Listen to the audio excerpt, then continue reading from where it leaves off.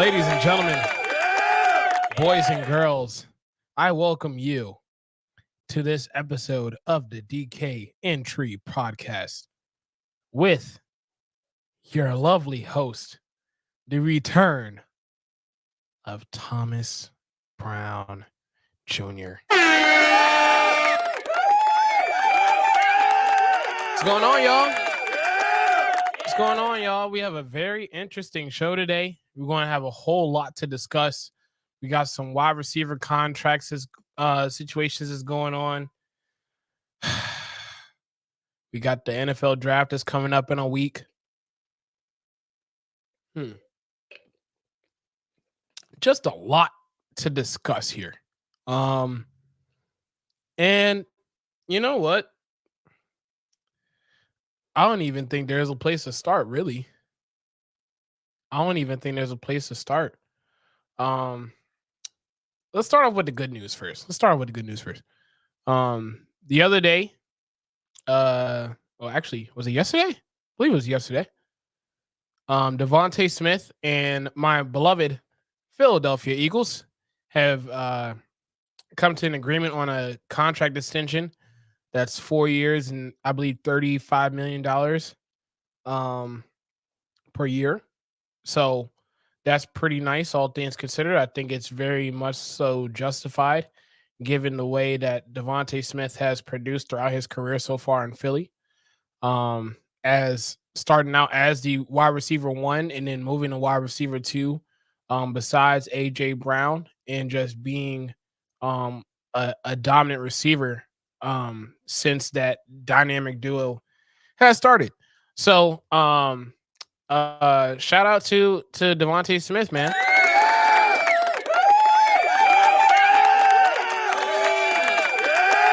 Shout out to Devontae Smith. So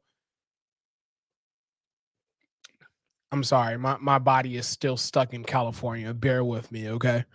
But definitely I think it's a huge deal for Philly to get that done.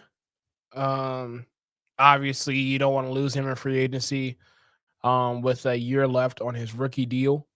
So I think it was very genius, and it was a solid contract worthy of a one Devontae Smith, who still found a way to put up 1,000 yards last year, who in the offense that now includes Saquon Barkley, now poses as even bigger of a threat in terms of how the offense plays, which I think will be very interesting to see moving forward.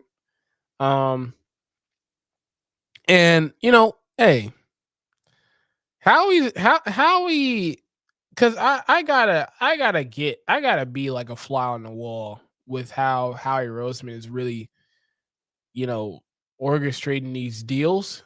Because I don't know how you could make these deals be so substantially currently good while still planning towards the future. I don't know how you can do that, but Howie Roseman has done it yet again. He did it with Landon Dickerson a couple weeks ago with his extension. He's doing it again here with Devontae. And I think it's just a genius move. I really do, by Howie in that front office. So Eagles are doing their thing, man, and I love it. I really do. Excuse me. So you have that going on. So then on top of that, the bad side of things is we have some people that are deciding to skip some voluntary workouts. And these are names that we don't typically hear, but we're hearing them now for obvious reasons. One of them being Justin Jefferson, the wide receiver 1 of the Minnesota Vikings. The guy as far as being in the conversation for the best wide receiver in the league. And a guy who, if he didn't get hurt last year, he was probably going to do something crazy as far as stats are concerned. So you have that. and now he's not showing up to workouts. Now again, it's voluntary. This is also April. Um, don't understand why it's big news, but it is something to raise our eyebrows about because this is not something that you typically hear from a Justin Jefferson. And from the other guy that's also doing this is CD Lamb of the beloved Dallas Cowboys. Um Now, me personally, I don't know what the hold up with CD is. Um but we'll get into that in a second. We'll get into that in a second. First, Justin Jefferson. Justin Jefferson's missing out on these workouts right now. Um I think what the message is sending to the Vikings brass is I don't think we need to have a discussion as to why you wouldn't pay me. Um I don't understand what the holdup is for. You already know the kind of production I give. I produce, I should say, on a consistent basis. Um, Talking about a guy who's been breaking records since he came into the league, literally. Um, I don't understand what the holdup is for. Y'all should already give me my money. I should already have the Brinks truck in my driveway right now. Just waiting for me to collect the stash that y'all provide. And if that is the sentiment, I don't blame them. I don't blame them at all. Um, because if you're Minnesota, the timeline that y'all are currently in after losing Kirk Cousins, after losing um Dalvin Cook the year before, y'all are practically in a little bit of a rebuild. I know that's kind of that's not what you want to hear. I know that's probably not what you want to believe, but that's what y'all are that's the timeline that y'all follow right now. And because of that, now you have to figure out, okay, what do we do now? Because I'll tell you right now, in a division that has the Detroit Lions, that has an up and coming Bears team, that has an up and coming Green Bay Packers team, we may be looking at the last in the division, anyways. So why are we deciding to hold up a receiver such as Justin Jefferson's counting that for? So I'm curious to see how long this will go, how far it will go. Um, it should be very interesting to see how long this continues to prolong because we're in April. We have the draft coming up. There's a lot of different trades that can be pulled off. Some trades that we just don't expect to transpire. Minnesota's already been in those type of conversations already. With their top selection in this year's draft. So I'm kind of curious to see what this process is going to look like for a Vikings team who we all know needs Justin Jefferson. Let's not make any mistake about it. Excuse me. They need Justin Jefferson. They do. And when you when you're in a situation like this, you have to be very cognizant of how you're going about it. You really do. Obviously, we're not in those rooms, we're not in those meetings, we're not in those negotiation conversations. I'm aware of that. because the other aspect of this also is how much is Justin Jefferson really asking for? People tend to forget that that's the thing, or that's not a thing, I should say. Um, and it definitely is a factor. I could see a situation where Justin Jefferson is asking for top of the market money, record breaking money. And the Vikings are like, we don't mind doing that, but you're also a guy who just got injured last year. We may not be so quick to jump on that wagon per se to pay you what your asking price is. So there could be a scenario where that's probably in the way too. And you know,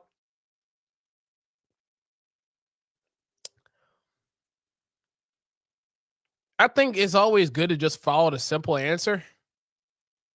And the simple answer is to just give this man his money, please. Please. I beg you. Give him his money. Save everybody the trouble. Save everybody save it all. All the unnecessary drama, save it. Usually you can have this conversation for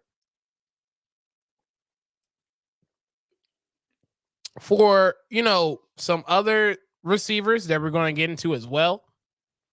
Maybe you can try to play that card. But for a guy who has found a way year in and year out to give you one of the best productive seasons by any wide receiver known to mankind, the resume kind of writes itself. So it's really this simple.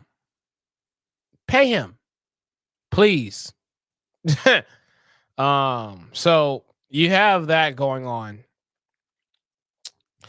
We got news over the last couple of days also that it looks like T. Higgins is going to be staying in Cincinnati after all.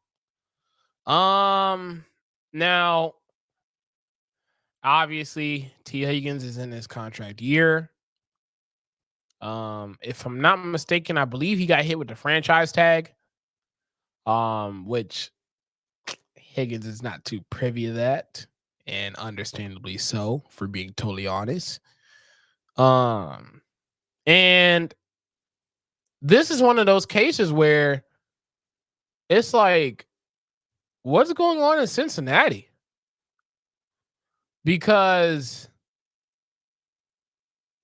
I don't know what's going on, but I saw something the other day about one Jamar Chase talking about how no, I'm sorry, it was Justin Jefferson, which is why the whole conversation with the Vikings really needs to end fast.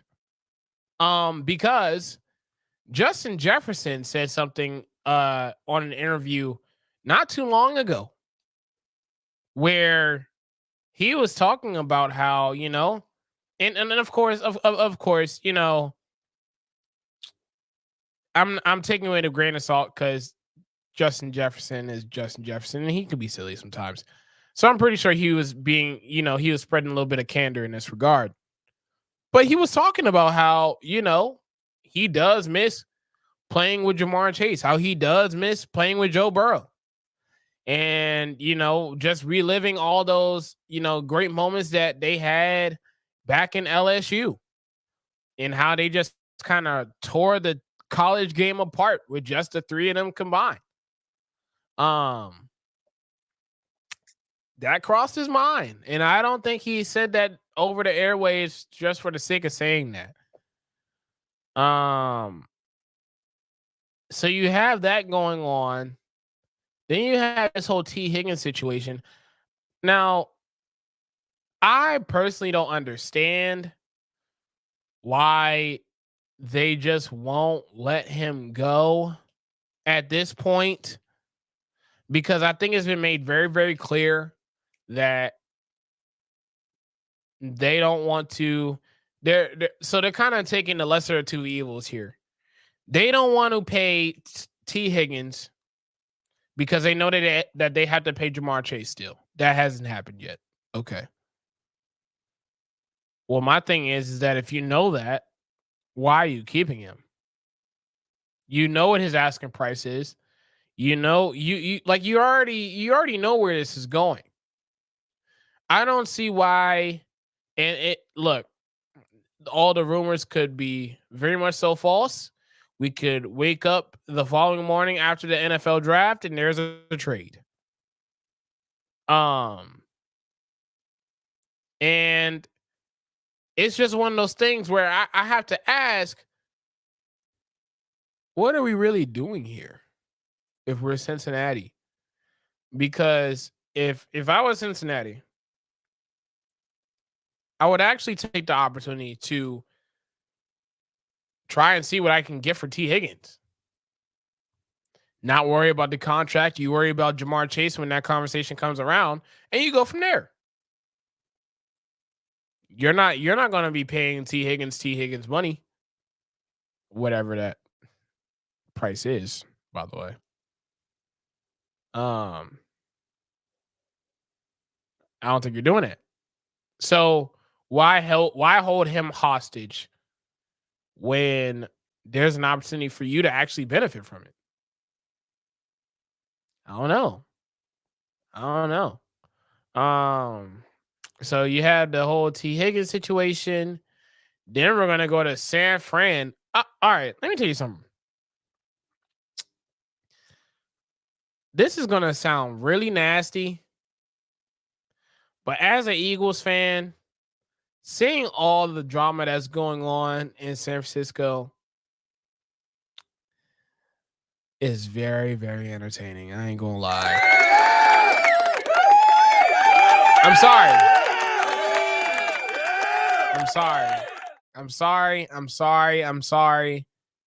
But it is. Okay. Deebo Samuel. No, I'm sorry. Brandon Ayuk is in the midst of some conversations with his contract as well. So much so that it's gotten to a point to where we are having conversations about him getting traded. Now, again, this is also a scenario where we are not behind the scenes. We do not know what's going on in those meetings, in those negotiations. I understand that. I'm aware of that. I think we all are. At least I like to think so. But the way that this is all turning into wildfire on social media is what's throwing me off. One, like literally like 2 days, it's like Brandon Ayuk wants to leave. Then the next day, it's I didn't say that. Then it's the following day where Ayuk is like, you know what? Maybe they do need to pay me. Like, then the next day is like, you know what? Forget it. I want to leave. And it's like, yo, what is going on? And whoever's in charge of his social media, if it is just him, then my God, make up your mind. Which one is it? Do you want to be a 49er or not? And now again, we've been down this road before because his fellow teammate in Deebo Samuel pulled the same exact card with his contract negotiations a couple seasons ago. Where, look, Deebo Samuel's situation was different though, because 49ers were going to pay him, but they weren't going to pay him in a manner that he thought he deserved. There was this whole conversation about him being running back / being a receiver, all this other nonsense, whatever. But that was Deebo Samuel's situation / lingo with his negotiations. Brandon Ayuk, though, is interesting because this is a guy who before this past season, and let me know if I'm wrong. Before this past season, we were trying to figure out if he was going to get traded then, because he wasn't involved in Kyle Shanahan's offense. He was in the doghouse in some portions of the year the year prior. Like, it wasn't like Brandon Ayuk has been, utilized to the umph degree in San Francisco. Hasn't been the case. And when you have that, it's one of those things where you're gonna go in, huh. So now that this is finally the year that he is getting used, and they're actually maximizing it in ways that we all thought would be a possibility. The fact that now we're at a place where we're struggling with contract negotiations leads me to believe that there might be a trade coming. Where to, I don't know.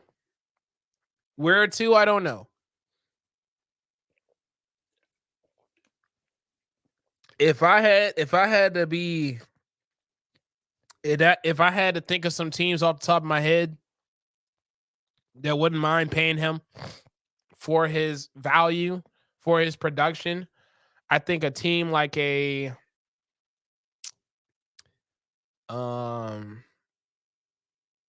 as a Ravens fan, I think the Ravens wouldn't mind that. I don't think Mr. Davis here, co-host on the show, as a Ravens fan, I don't think he would be opposed to that. Obviously you would miss out on T. Higgins. Shoot, man. Let me tell y'all something right now. The last 3 weeks, you want to know the last month and a half, you want to know what's been told to me by my co-host for the last it's been a month and a half. This is all that I've been hearing with this whole T. Higgins situation going on. Just wait until we snag T. Higgins. We're going to get T. Higgins. Look forward to us getting T. Higgins. Here comes T. Higgins. Uh-oh. How come I don't hear nothing? Uh-oh. Do you hear me? I think it may be me. I don't hear nothing. Let me go out. So like that's what it was. That's what it was. And again, maybe a Ravens takes a snag at an Ayuk. Maybe a team like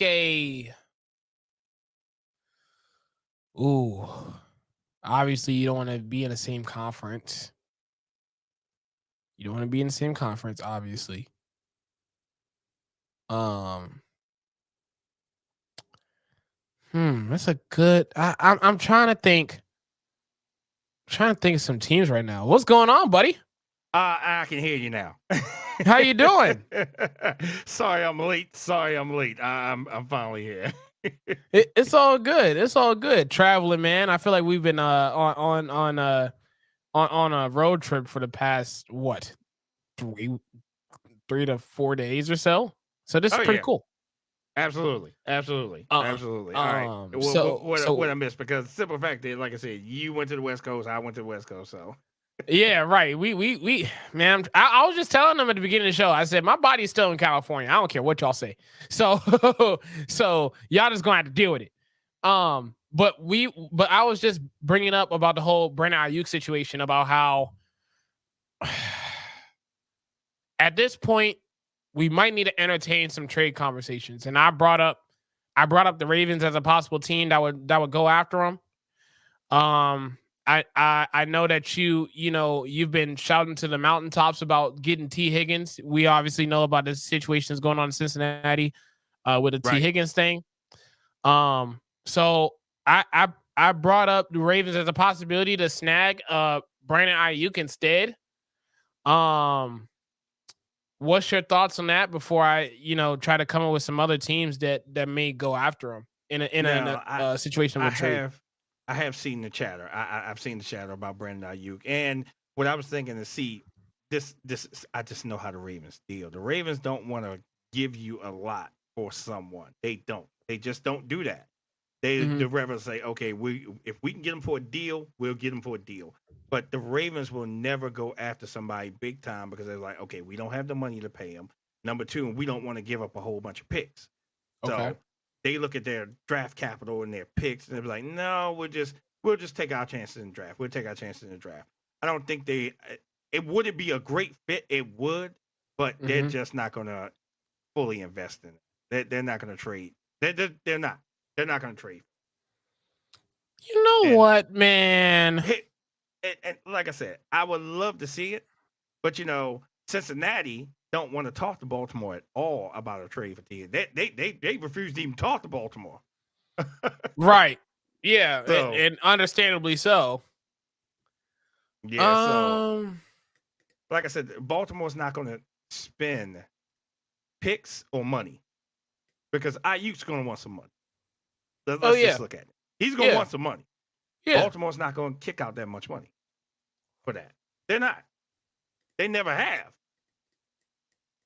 You have to look at the history of what Baltimore does. They was like, okay, look, had a stud team. Oh, we'll let you go. We'll let you go. We'll rebuild. We'll let you go. We'll rebuild. Okay. We'll let you go. Because number one, they don't have the capital. They don't have the money for it, salary cap, number one. Number two, they just don't believe in spending a whole lot of money. If they can get you on a deal or a steal, they'll do it all the time. Look at everything they've done. They got people on deals and steals. Right. That's just what the Ravens do. So the Ravens are out. I just came up with this off the top of my head, and I hope this doesn't happen. Actually, I kind of do now because I think Twitter will blow up. Could you imagine a world where he ends up as a New York Jet? Hey, but look who has throwing the ball to him. Aaron Rodgers. Look who's throwing the ball to him. Okay. That's a strong possibility. Look who's throwing the ball to him. I just thought about that. Jets is an option. Because the problem is that the same reasons that you just brought up as to why T. Higgins wouldn't go to Baltimore is the same reason why if Brandon Ayuk is going to get traded, it won't be in the NFC. I that much I do know. So I'm taking that in consideration as well. So Jets. Oh man, I wish they had the cap room because if there was a way where Cleveland can go after him, I think he fits their scheme very, very well. Probably does. But then again, I just like a whole lot of chaos going on in the AFC North anyway, so it's all cool in the game. It's all cool in the game. Listen, if the Steelers could pull it off, they would probably go after him. Seriously. Because they're trying to put this star-studded team together. If the Steelers, they would go after him. Come on now, you got a used Durango and Russell Wilson, right? Then you got a brand new Ferrari and Justin Fields. I'm just saying. You're calling him a Ferrari? Hey, listen, he's a Ferrari in the making. He is. Regardless of what he was hurt, going down the stretch in Chicago, he was doing his thing. You got to get a man's prop. Dave, come on, man. You got to get a man props. Don't make me do this. I ain't saying brand new. I ain't saying brand new. Don't you got some road miles on him. Don't make me do this. Don't make me do this, man. Listen. He has he's a star in the making. He's a star in the making. He just needs the right scheme to fit him. Pittsburgh does fit him. Pittsburgh fits him. Why are you making me do this on this show? What is going on, man? Listen. Pittsburgh fits the scheme, man. Okay. I put it this way. He would be much better than Russell Wilson. He should be first string. I agree. First string. I agree. He should be. He should be first string. You know, Russ, they just giving him because of Russell Wilson. Oh, I've been around the league. I'm Russell Wilson. I had the Super Bowl win. I'm this. I'm that. That's what that is. You do understand that this whole Justin Fields hype situation is coming off of 6 games from last year. We do understand that, right? Okay. And again, if he gets in the right scheme and Tomlin can seem to scheme somewhere, okay. And here's the reason why. Look what he did with 3 bad quarterbacks. 3 bad, god awful quarterbacks. Do you trust the offensive coordinator? Do you trust the offensive coordinator? Well, let's talk to some Pittsburgh fans. They trust him. They got rid of what's his name, Matt Canada. Yeah, Matty boy. Him out of there, boy. They sure did. I ain't gonna lie. They wanted him out of there. Now he's out of there. What excuse do you have? That's the problem. What excuse do you? He's gone. So what excuse do you have? You don't. There you it's not like you upgraded immensely either. You still brought in Arthur Smith, who, let's not forget, this time last year didn't know what it was like to utilize Bijan Robinson, Kyle Pitts, and Drake London in a Falcons offense where he was leading the offense for the Falcons last year. That, oh, by the way, ranked close to dead last in every offensive statistical category possible. That's who you have an offensive coordinator for the Steelers this year. Now, if you're supposed to tell me that in one offseason, he just goes from that to Andy Reid as a play caller, I'm sorry. No, not I'm not saying all that. But what I'm saying is that if you have a right scheme for the right player, you're good. You have a right scheme for the right player, you're good. But let's give Russ a chance and see what happens. Let's see what happens when Russell has to face an AFC North rival team. Let's see what he does. Because remember, you already know what it's going to be. That's the toughest division in the league. Yes, AFC but North. we already know that. We already know how it's going to go. So we'll see what he does when he has to face. I ain't worried about anyone else. I'm worried about his division game. Let's see what he does against Cleveland. Let's see what he does against us. Let's see what he does against whoever else. Cincinnati. Cincinnati. Yeah. Okay. Yeah, Cincinnati. So let's see what happens when all this goes on. How he performs. Okay. Because remember, the love-hate relationship he had in Denver just wasn't working. And then, speaking of Denver, let me just bring this up. So I was in Denver today. Gotta bring this up because I was in Denver today, so I have to bring this up. I knew he was going to go there. Me minding my own business in Denver, and someone sees my lanyard. It says Ravens. Oh, okay, he's like, "Oh man, you got the wrong team." Well, whose team? He said Denver. I said, "Sir, I got 2 things to say. Miami Dolphins."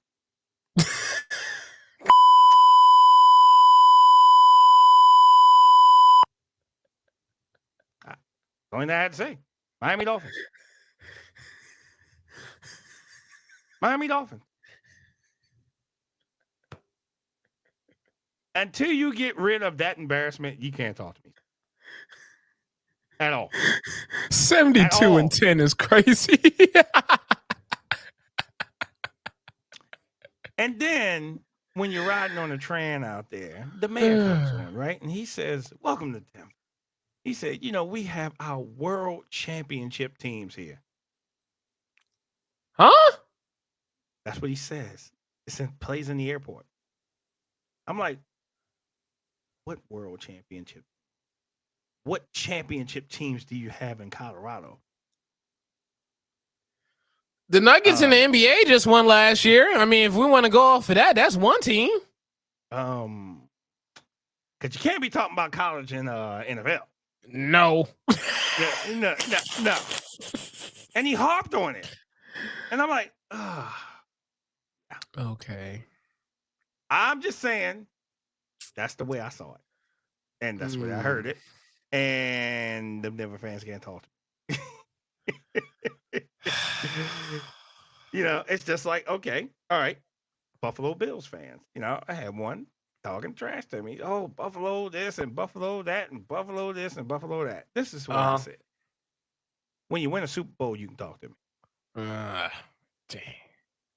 Lady gave me a high five when I said that. Not wrong, though. Listen. I get it. I get that you want to rep your teams or whatever, but sometimes you just gotta tone that noise down just a little bit. Hey, I ain't gonna lie. If it was me, you wanna know what I would have said to trigger them? Stephon Diggs. You want to piss them off? Stephon Diggs. Stephon Diggs. Yes. Stephon. Hey, Stephon. Hey, he's going to Houston now, huh? Hey, he's going to play in a dome again. Remember, he was with Minnesota. He's back in the dome.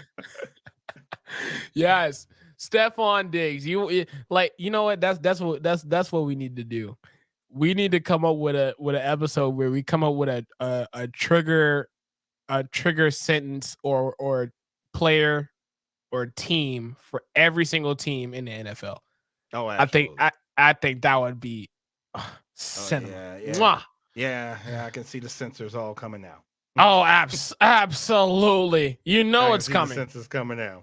So, but listen.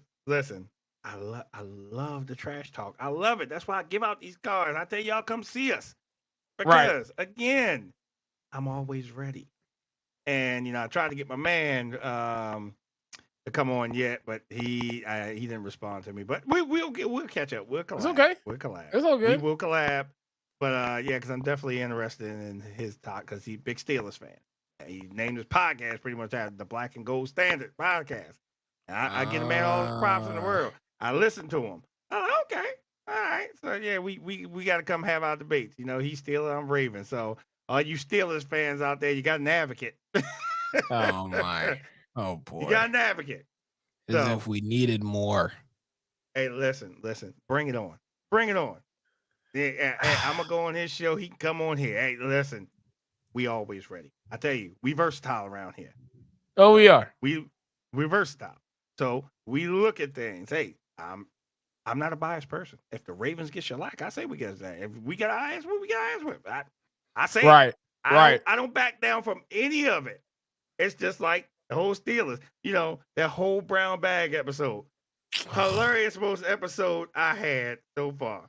And I wasn't upset about it. I honor my bet. I honor my bet.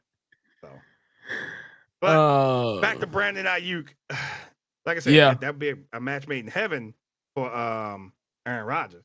So Aaron loves somebody to throw to. Right. So if he got somebody he can throw to, Aaron's going to get the ball to him. So he's always seemed to crush the Cowboys' dreams when he was in Green Bay. Oops. You think you got Aaron Rodgers down. Okay. Oh, we got 40 seconds? No problem. Throw it. Touchdown.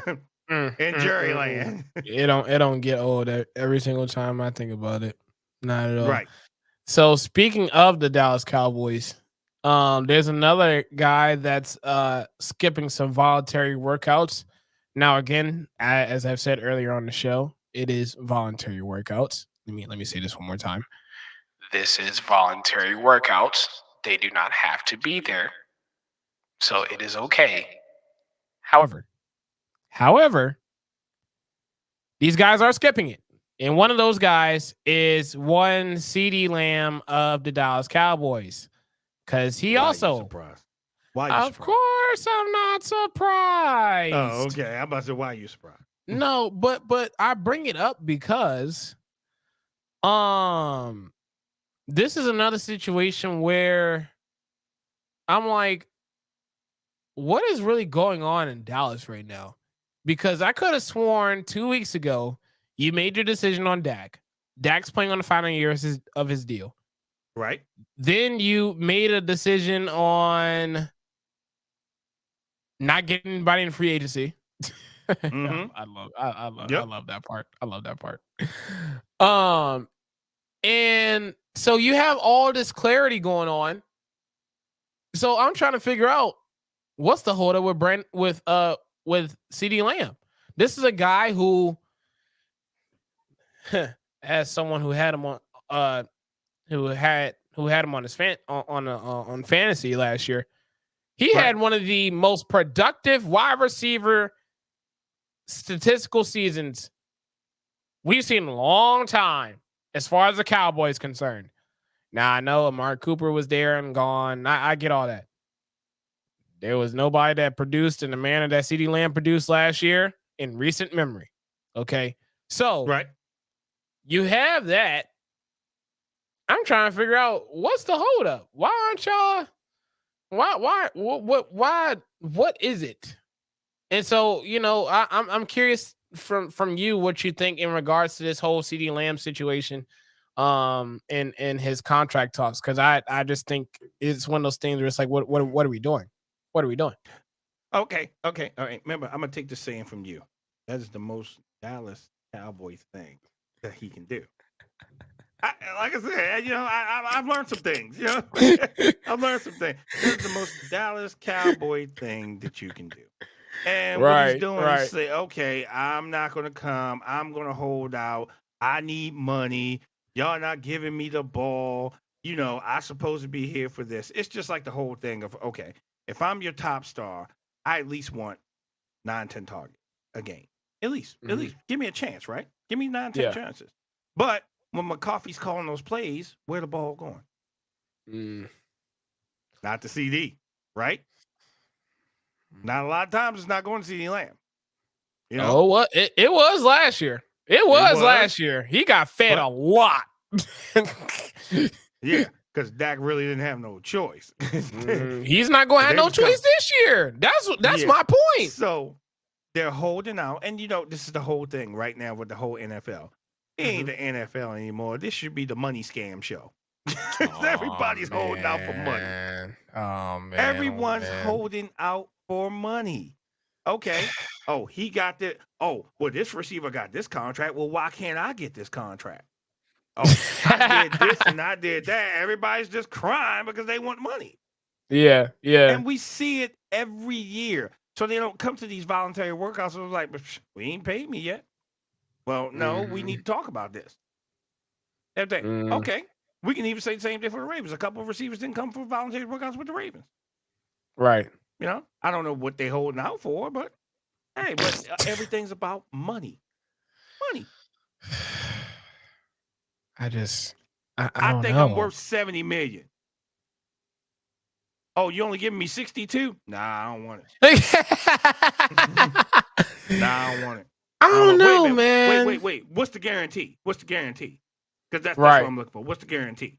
Oh, only 40 million? I was like, nah, I don't want it. So, I don't know. It's money. I get it, but and I've been saying this, and I will stand on this mountaintop until the cows come home. The timeline that your team is under tells me exactly the manner that you need to go in certain situations. Dallas does not have that great offense anymore. They do not have a Michael Gallup, who, by the way, is anybody picking him up? Anyways, Dalton Schultz gone. Yes, you have Jake Ferguson, who did well last year. Wait, but let's talk back even Amari Cooper. Let's talk back to that. Okay.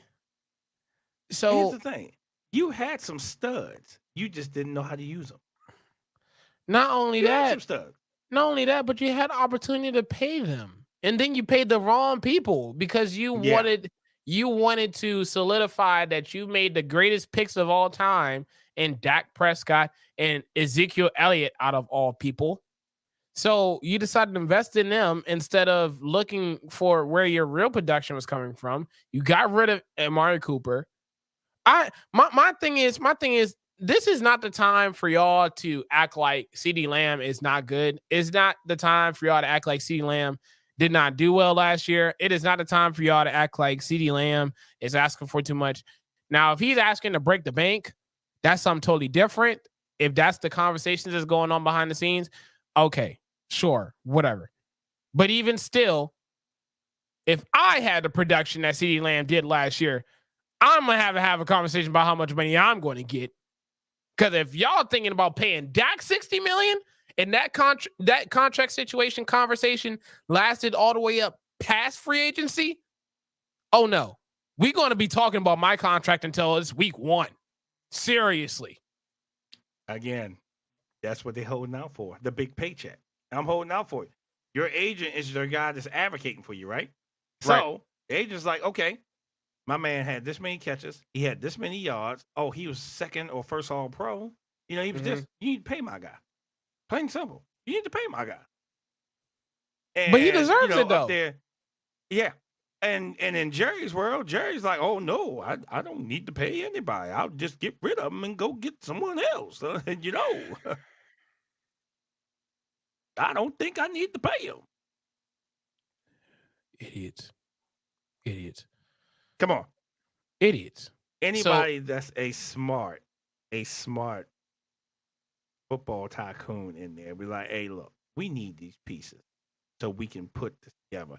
You want a championship to come here, sir? Then let us do our job. Plain and simple. Let us do our job. And if you don't let us do our job, then we can't fulfill the need to bring a championship in here after 30 plus years. Damn. After 30 plus years, we're trying to bring another championship here. We good. Then we get to the playoffs, and then we done. Right. And all of us are disappointment. I still got the pictures of when Green Bay went down there. It was 26-0, and the way the fans were looking like this up in the sky.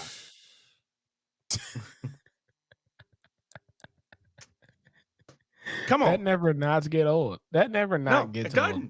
It doesn't. But the thing with it is that if Jerry gets his hands out of stuff and let his coaches and everybody do their jobs and just say, hey, I'm going to sit back and let y'all do your job. Let me see what y'all do. Maybe I can learn a thing or two from y'all.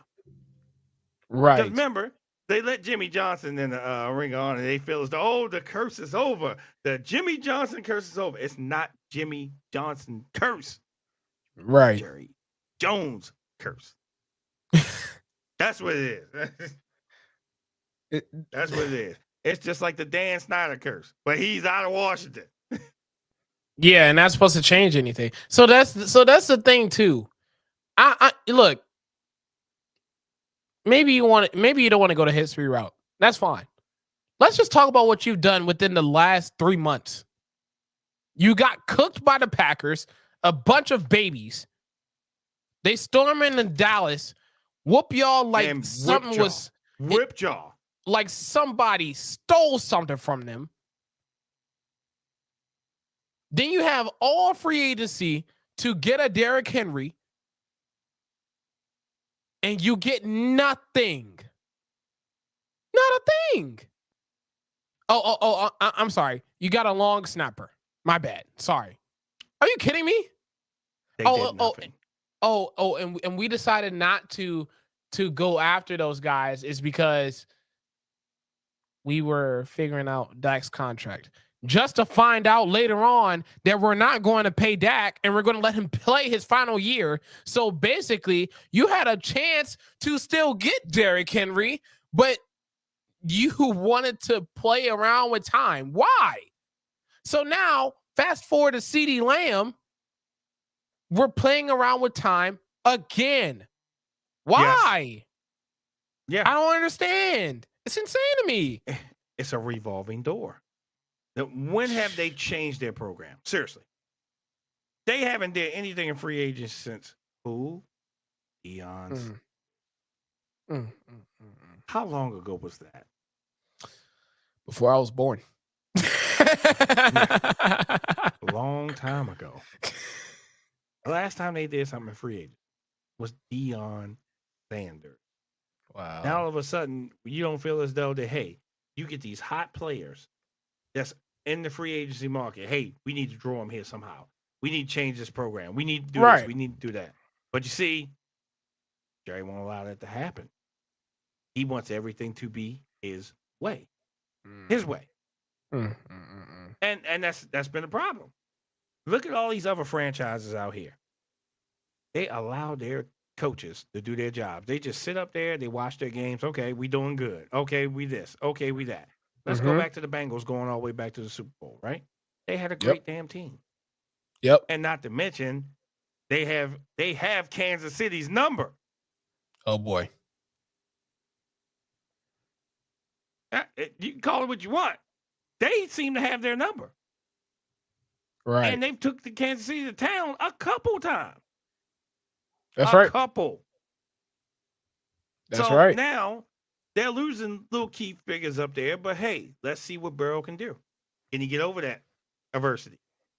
Can he get through that? Right? Now you got the hybrid Steelers, because they like, oh, they liking all this signings, they're doing this. Call them the hybrids. And I told them, I said, y'all ain't nothing but the new Cowboys. Y'all good on paper. Y'all good on paper. Good on paper. I can't even give him that. I'm sorry. Listen, I can't. Week one I can't. is going to tell us everything with everybody. It is. But you see, here's the biggest thing that's going to hurt any team, and it does every year. Okay. Injuries. Absolutely. You could have the greatest team in the world. Let's the people start getting injured. You go from top to bottom, just like that. Injuries hurt you. That's right. That's right. Hey, but I tell you, one of the biggest free agents that's out there right now, because he got fired. Oh, Rashee Rice. Oh, my bad. Oh, I'm just throwing shade.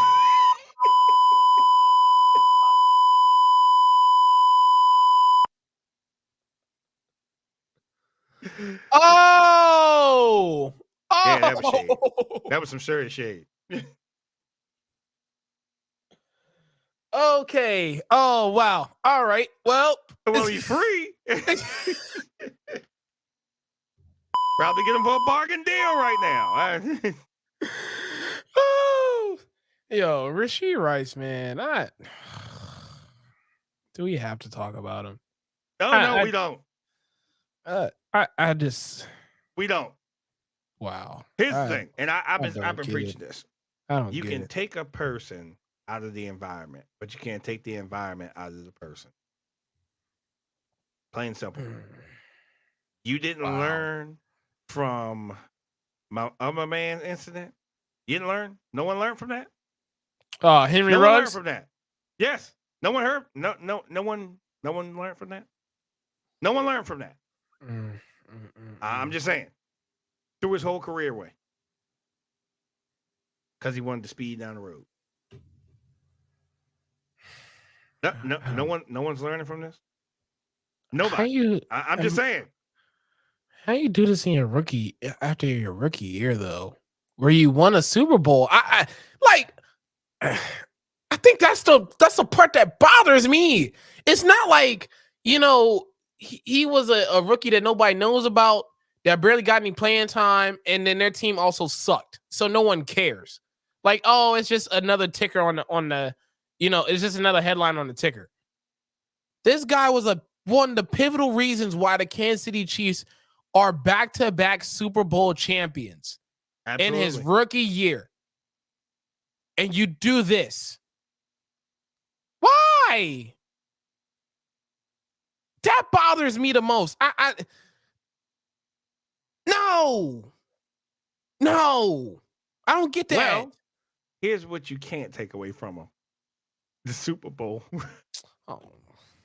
You can't take that away from him.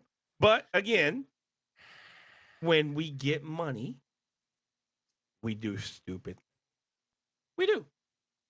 We do stupid things when we get money. Oh, man, I'm going to go down the freeway at 300 miles per hour. Yeah, I'm going to go race this guy. My car faster. We do things that we shouldn't do. And that's why I was saying about mentorship. And I preached this a couple of times. A mentorship. Yeah, we talked about that. These older veteran players should mentor these young guys. Say, hey, man, listen, y'all about to get a whole bunch of money. Don't be going out here doing something stupid, because you can end your career in a heartbeat. Mentorship. Mentor these guys. If you mentor these guys, maybe you can combat that behavior really, really soon. Okay, let's go to Lamar Jackson. He took a Okay. video, I think, on Instagram. He was going 100 something miles per hour. What the Ravens do? Hey, man, come here. Come here. Yeah. Yeah. Come here. Yep. No. That's unacceptable. You are our franchise. We don't need nothing happening. Wow. What did he do? He sent out an apology about his behavior.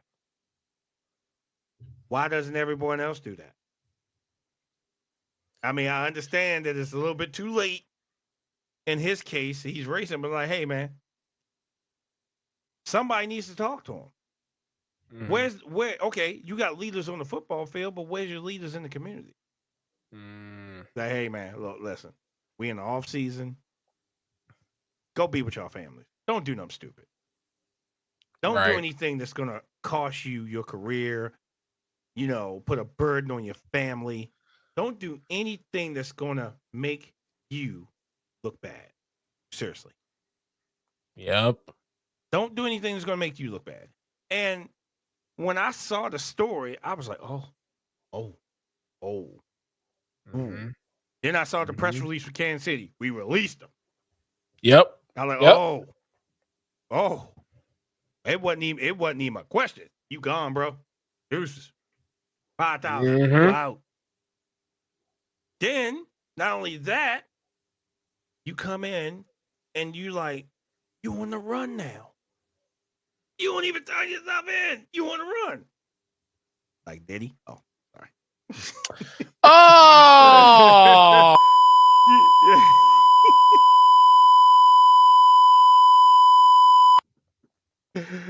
Listen, I'm in a shady type of mood tonight. I see. Oh my God. Type of mood tonight. Oh man. I'm just saying.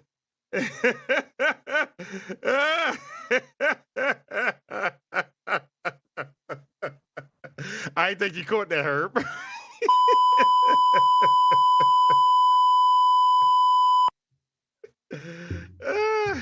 I'm just saying. Oh man. I am in a shady mood tonight. Very shady mood. But what I'm saying is this. They doing stupid stuff in the off season. But wait. And then let's go back to the point of CeeDee Lamb's situation, right? And I'm not pointing no fingers at him to saying he's done something stupid, but you do things stupid in the off season, but yet you want to come back and say, hey, I'm worth all this money. Yeah. No. No, not how that works, buddy. Saying, sorry. That's not how it works. Yeah. That's not how it works. So, okay, you got Mahomes. He's a leader up there, right? Kelsey. Correct. I'm sorry, Taylor Swift. I'm sorry. My bad. Oh, stop. Stop. All right, no problem. All right. But what I'm saying is this. Yeah. You got all these leaders up there. Why ain't someone talking to these guys? Why ain't no one talking to them? You can talk to them on the field. You can give them the fired up speech. Hey, man, we can run through a wall together. We going to die on this field together. But you can't tell them, hey, man, y'all need to Team Swift. God, here you go. Here we go, Herb. Shady mood night. Shady. But what I'm saying is why can't you mentor these guys? Seriously, mentor them. I think if they had mentorship, or if the NFL made a program of mentorship and putting them in these mentorship programs, it may.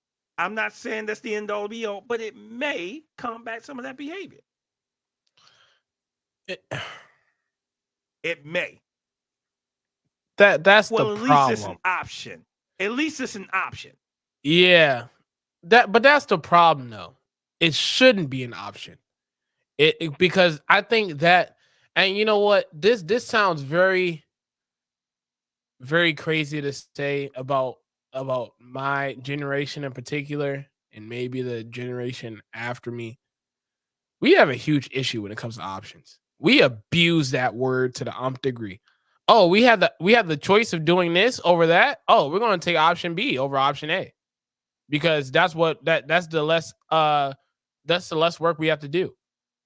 And we have a very bad habit of not having the discipline to say, the discipline or the self-awareness to say, you know what, in order for me to be at 100% in all that I say and do, it may have to take me having to dedicate some time towards this.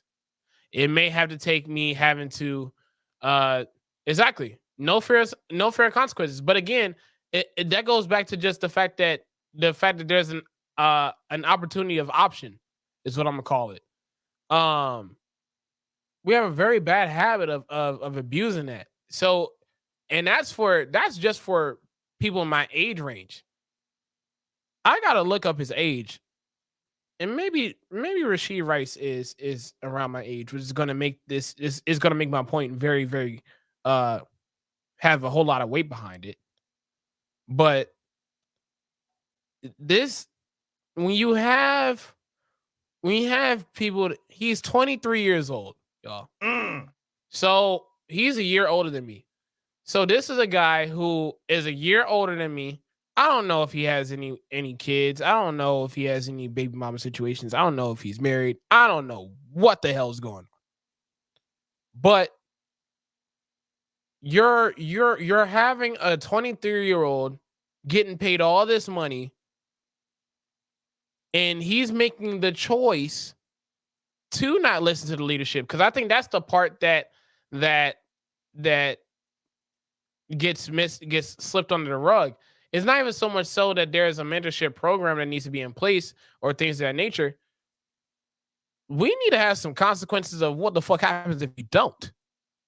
Excuse the language, but that's what it is. Okay. If you don't find a way to abide by said standards that we ask of you, and look, and this goes for any type of role on the team.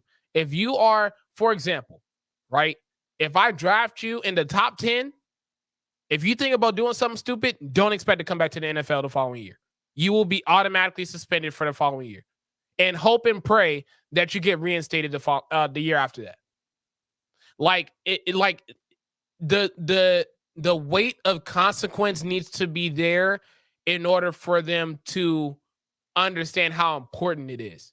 Because I think that's what it is. I think it's the fact that when you have Rasheed Rice, who, by the way, got drafted to a team that just won a Super Bowl the year before, he may be a part of the offense. He didn't think that he was going to be wide receiver one towards the end of the year.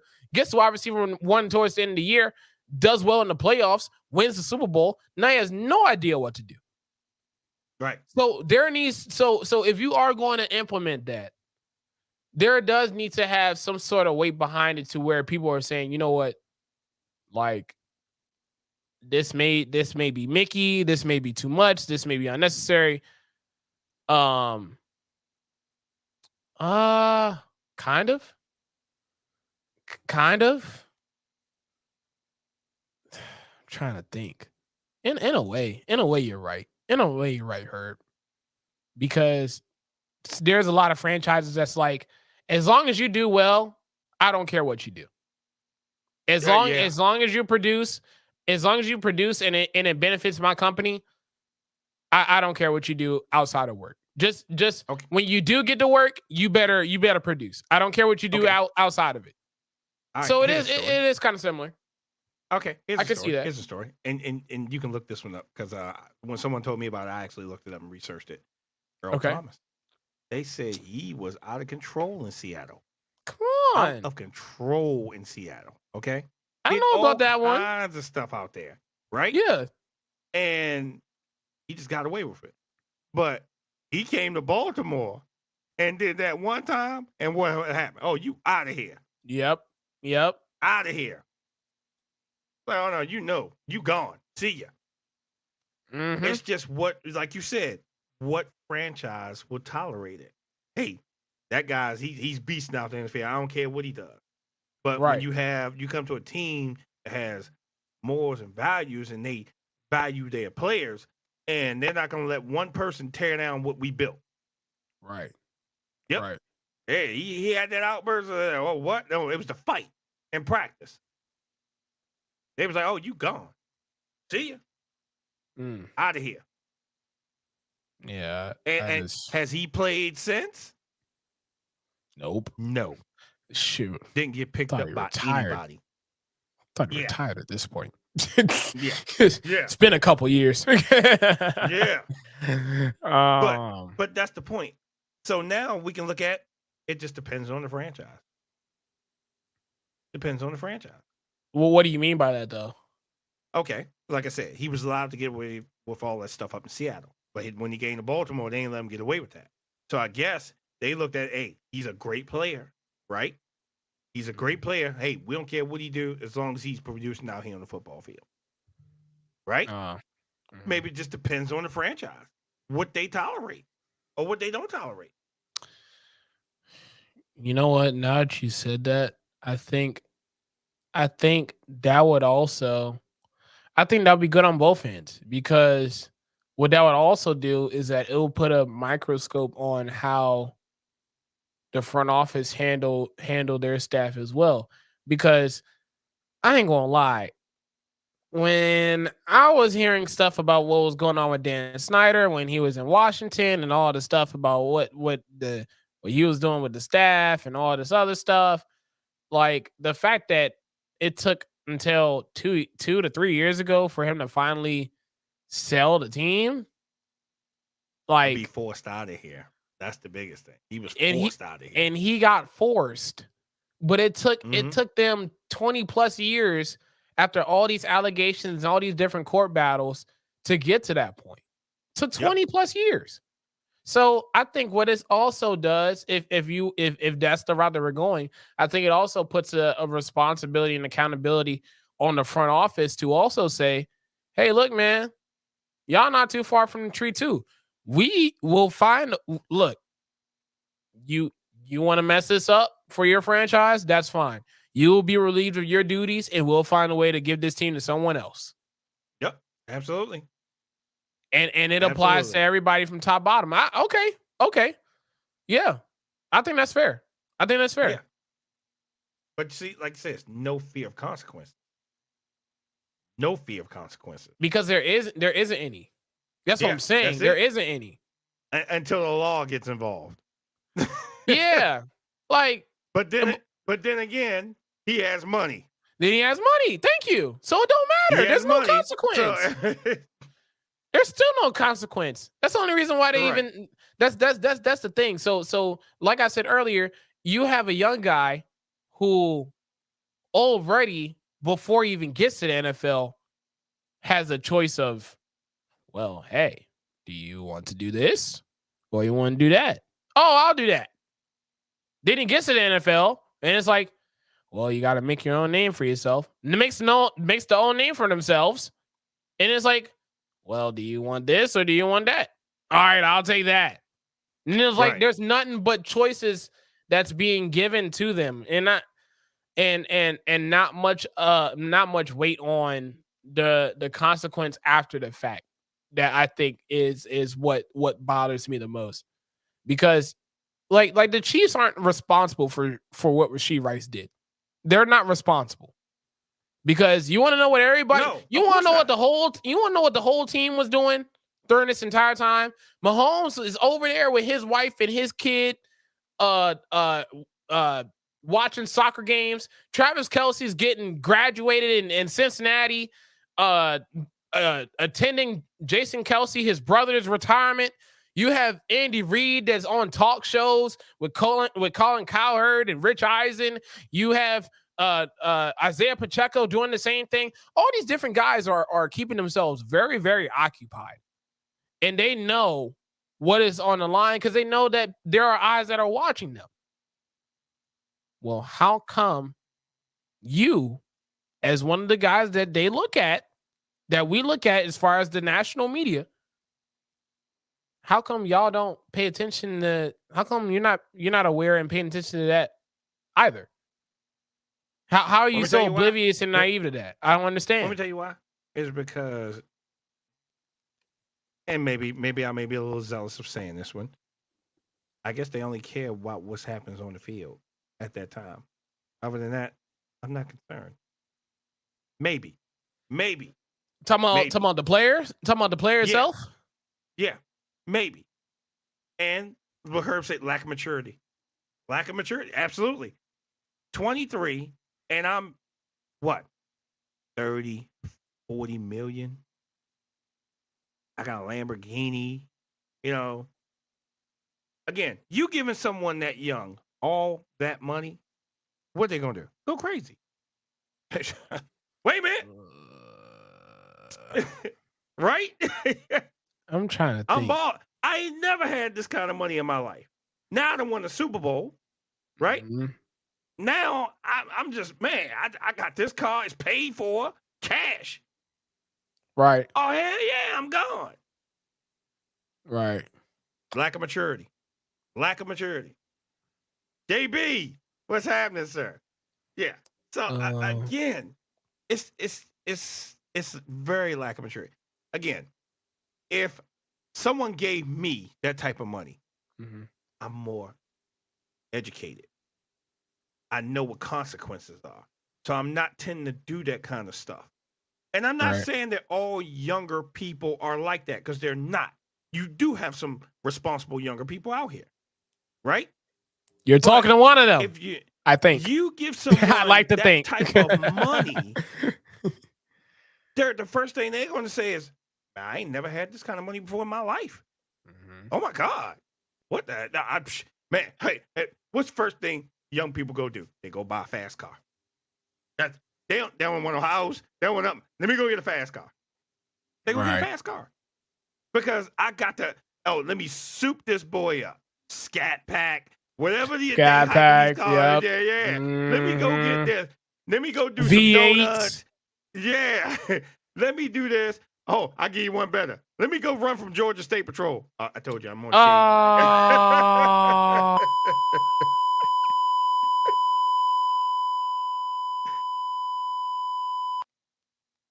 Listen. Told you I'm on some shade stuff tonight. But what I'm saying is this. Oh. They make bad decisions when you give them a whole bunch of money. They make bad Yeah. decisions. And it's not all of them. And I want to make that crystal clear. This is not all of them. But Mhm. some do. And in Rasheed Rice's case, he made a bad choice, bad decision. He didn't learn from Henry Ruggs. He No. didn't learn. That should be, when these guys come in the NFL, he should be the poster child of what you don't do. Right. Hey, Right. he made a bad choice and ended his career. I don't want to see that happen for you guys. Yeah. Now, guess what? He's going to be the poster child. So now we have two.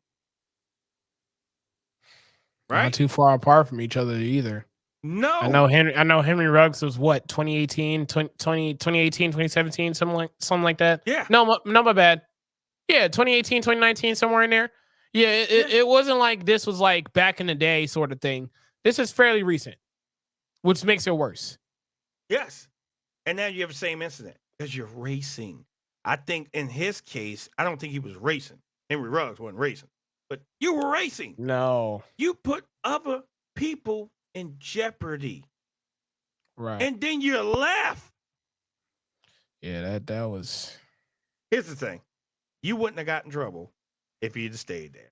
You probably would have got your tickets, had a court date, something like that. You would have probably been good. But now you left the scene of a crash. You in some trouble. You in some trouble. Right. Instead of, hey, I made a mistake, this and that. I went in, hey, see if you can give me some community service. I'll help these people with their jobs. Something to say, hey, I'm really apologize for this mistake that I made. And I really want to make it up to you. Right. Anything. But you left. And then they end up with a warrant out for you. Yep. I think the best way I could say it though is because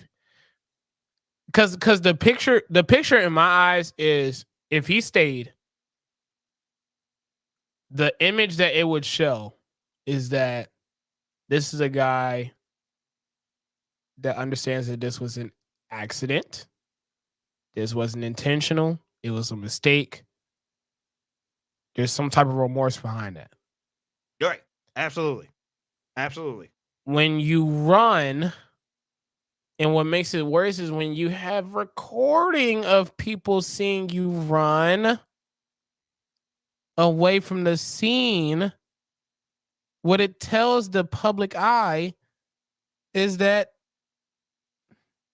look, I kind of meant to do this. Now, I didn't think it would go this far, but it got this far. Now I want nothing to do with it. So whatever I need to do to get the hell up out of here, that's what I'm gonna do. I'm gone. Because this has nothing to do with me, but it has something to do with me. And it's like, dude, I don't know what other way I could really say it. Like it's like the image kind of portrays itself based on what you do in that moment.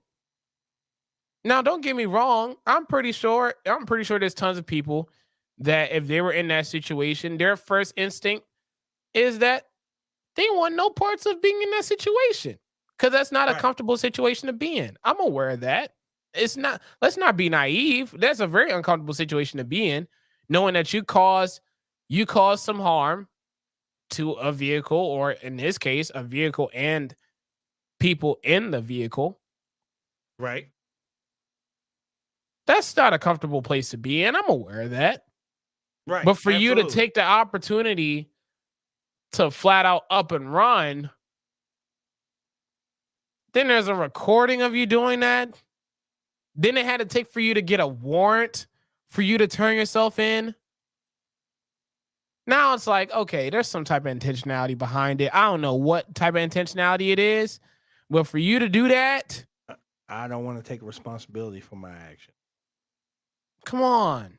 It's an accountability thing. And I think that's kind of what bothers me the most, is that this is something that it's just off of strictly accountability. You would still be in the league. The thing is, if you had stayed, the Chiefs would have covered your ass. That's let's be perfectly clear about it. The Chiefs would have covered his ass, and that would have been the end of story. That's all it would have been. That's all it would have Right. been. Yes. But Absolutely. you ran, so now the accountability they can't take accountability for that, because that No. means that they're condoning that type of activity, and that's not what the NFL is going to do. That damn sure is not going to be what the Chiefs going to do, given what No. they them just winning the Super Bowl. Imagine what that looks like for the NFL if they had to condone that. So Right. come on, man, come on. Hey, listen. Good luck to him. That's the best thing I can say. Good luck to him. Good Pretty luck much. to him. Yeah. Good luck to him. Good luck to him. Wow. But has anything else came down the pipe of anything? Because I haven't seen anything came down the pipe. Usually I get the little news flashes updates, but I haven't It seen it. hasn't. It hasn't. I brought up the Devontae Smith extension at the beginning of Okay. the show. I talked about how the contract is definitely warranted for a Devontae Smith who has produced ever since he entered the league. Right. Back in 2019, I believe it was. Where you would think that production would drop with him moving to wide receiver 2 in an offense that requires him to get the ball. And he isn't getting the ball as much, but still is producing at a high level with AJ Brown as wide receiver 1. And I think when you have something, when you're able to get a deal done before the last year of his rookie deal, with a contract that makes sense. It was $35 million per year. I believe it was. So it wasn't like you were breaking the bank for him. It wasn't a Calvin Ridley situation. This makes sense. And I like stuff that makes sense. The contract and the wide receiver that got the money makes sense. So it's funny you said Calvin Ridley, because that's the way I was going. I said if he'd have went to Tennessee, they probably got $100 million. Here you go. I'm just saying, Tennessee I think that's the real money question around here these days. That's the real question, man. I think that's the new 30 for 30. Where in the hell is Tennessee getting all this damn money from? I don't, That's the new you know, 30 I've for been to 30. Tennessee a couple times. I've been close to their stadium. I went down there a couple times. Actually, haven't been in there, but I went around there because I was looking for some money trees. I, I was looking for some money trees walking around the stadium. It's got to be some around here somewhere where I can just pick a couple hundred. You know, something. I didn't see any. I don't know where they're keeping it at. I don't know where they got this money from. Oh man. Oh man. I don't know, man. It's I don't know. I don't know. But that was that. The draft is coming up in the next week or so. See, Oh, money Herb trees. knows. Herb knows. Herb knows what's up. The draft's coming up next week. Oh man, can't wait. Cannot wait. Cannot wait. This is what I also wanted to talk about because I saw this today and I was like, I don't understand people anymore. So 3 weeks to a month ago, when everybody was doing their mock drafts, there was the experts that was talking about JJ McCarthy, former Michigan quarterback, being drafted in the top 5, him going to 4 and to Minnesota. And everybody was talking very glowingly about him. Then I saw something today where they said scouts are saying that he may not even be in the first round altogether. I said, what? How we do that? How do we do that?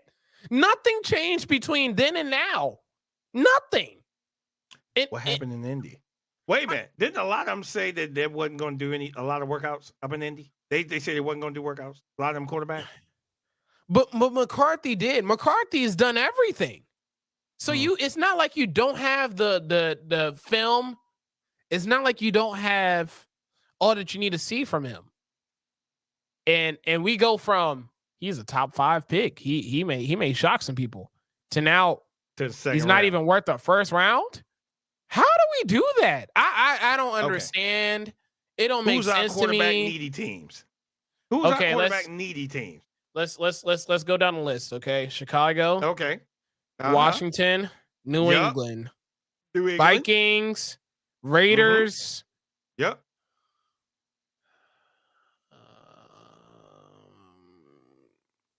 Seattle could use one. Yeah, if we're being honest, but they said Gino's going to be the man. So, I can hear it now. Chargers. What? Oh, I guess Justin Herbert doesn't exist. Herb, you know what? Don't do this to me, man. Don't you do this. I have a very high regard for you, sir. Don't you screw it up now. Oh my God, that was really nasty. He really tried that on me. It's Shady Tuesday. Shady Tuesday, baby. I see. So, okay. Who else am I missing? I'm actually going by division right now. Atlanta could have used one, but they got Kirk Cousins. Yeah, you like that? Oh.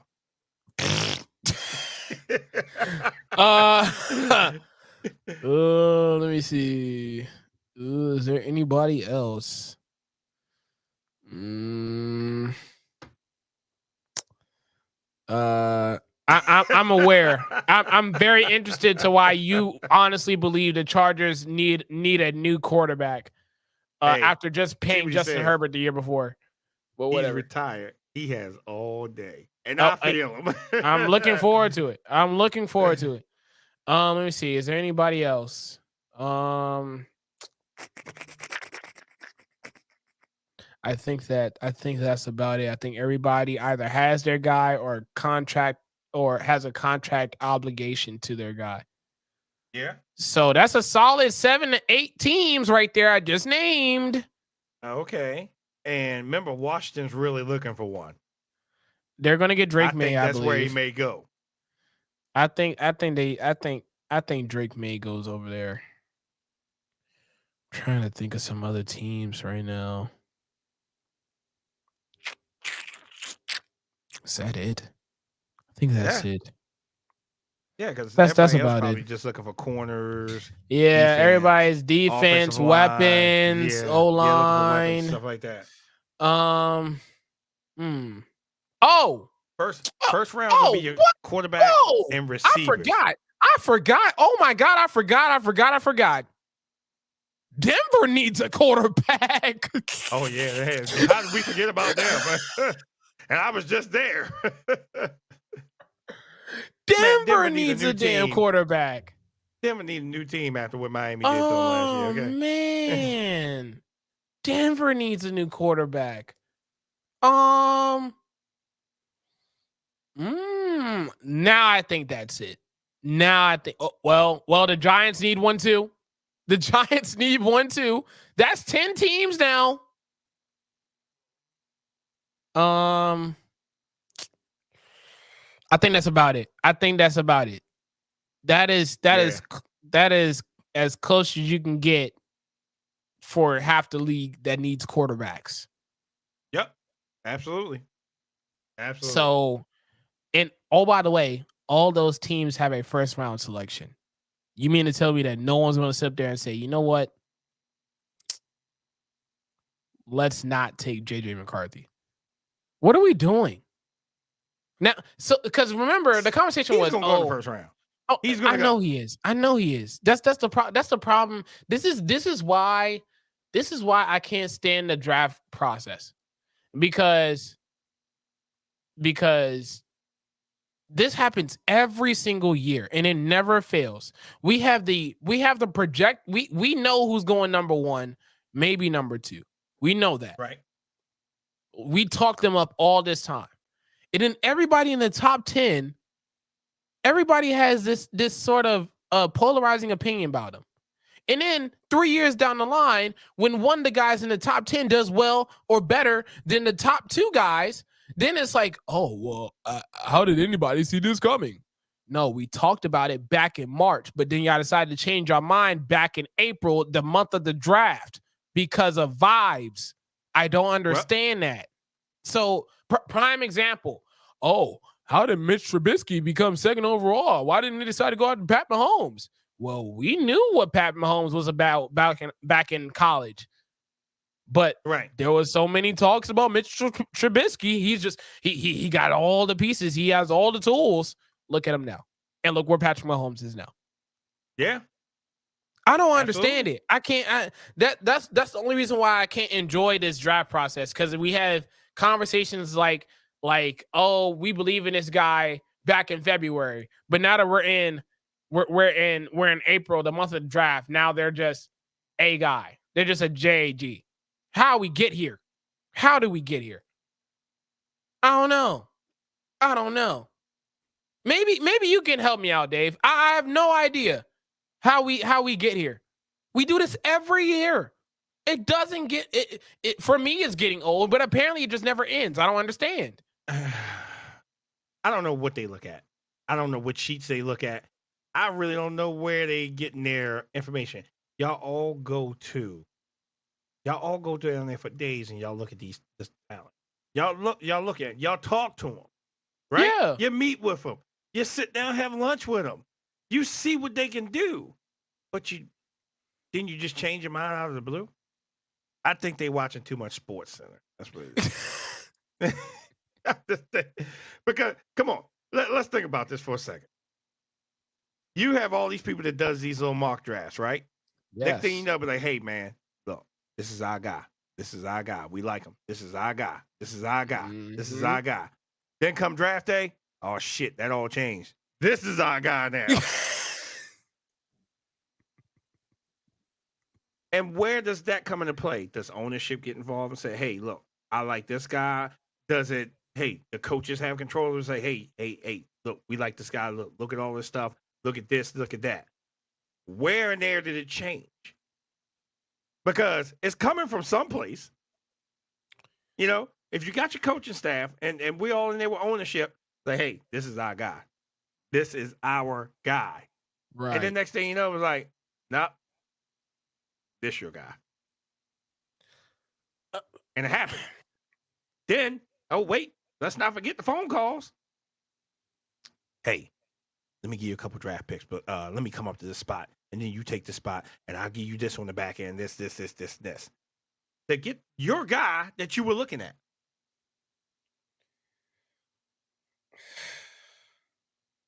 A lot of inner workings going on there. Way above my pay grade. Way above my pay grade. This is where it's coming down to for me. If y'all want to have conversations about where they're going to go, let that conversation be about the teams and the teams itself. I need somebody to make up their mind on what y'all view these players, and let's go from there with the recent observation that you have seen. So if that means that the last pro day you saw them perform and they did very, very well, then you need to go off of that and then utilize your judgment off of what they did in college and then what they did in their pro day. Everything else is not on the player itself. It should not be on the player itself. I get it. I just need clarity. That's all. I just need clarity because none of it makes sense to me. None of it. We all do.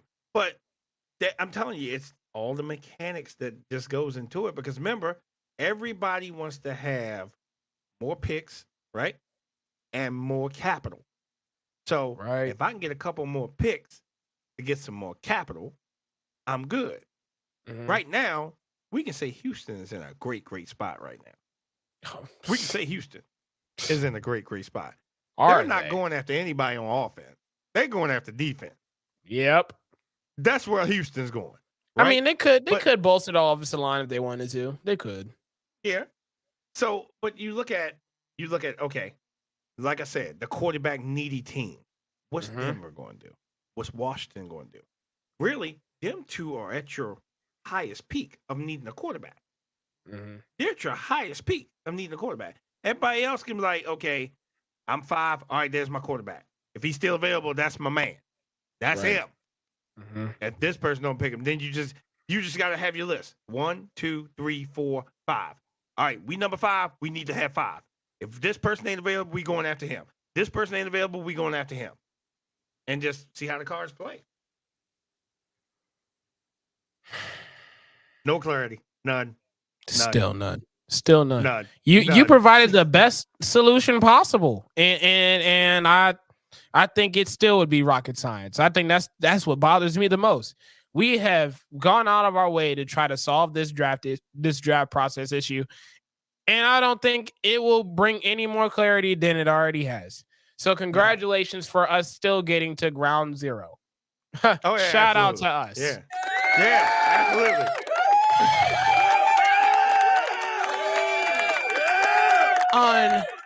Unbelievable.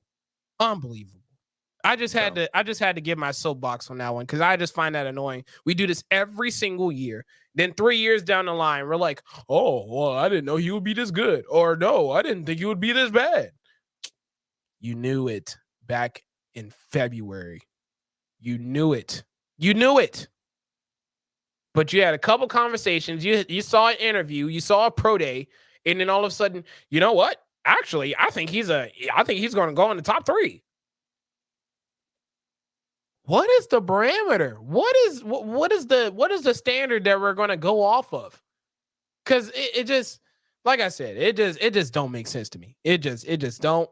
And it's probably because of their stats in college, what they've done, how many touchdowns you won the Heisman. That's what it's probably going off of. You say that, but you want to know what was told to me about JJ McCarthy? Oh, he was on the best team. So because he was on the best team and he didn't produce as well as some of the top quarterbacks in the draft, maybe he shouldn't be in the first round after all. Oh, I'm sorry. It's his fault that he was on one of the best teams, if not the best team in college football, so much so that they won a national championship. That's his fault? That's his fault. Yeah, it's his fault. Come on. What are we doing right now? I don't understand that. I don't understand that at all. It drives me nuts. I can't do it.